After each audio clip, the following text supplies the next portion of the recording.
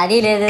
పైగా నా విగ్రహాన్ని కొనడానికి పెళ్లి సంబంధాల్లో పిల్లని చూడడానికి వెళ్ళినట్టు పొలవమను 10 మంది వెళ్తారు. అందులో ఒకడికి ఆ బొమ్మ నచ్చిందని, ఇంకోటికి ఈ బొమ్మ నచ్చిందని. నా కర్మ ఏంటంటే అక్కడ ఉన్నవన్నీ నా బొమ్మలే. మళ్ళీ తీరా 10 మందికి ఒక బొమ్మ నచ్చాక అమ్మేటోడు అలుసుగా తీసుకొని 10,000 15,000 అని బాంబు పేలుస్తాడు. ఎందుకురా బాబు ఇంత రేట్ అంటే కలకత్తా నుంచి తెప్పించాం అంటాడు. నాకు అర్థం కానిది ఏంటంటే ఎక్కడైతే నేను కలకత్తా నుంచి అయితే నాకన్నా మొనగాడు వస్తాడా, అక్కడ కూడా నేనే కదా.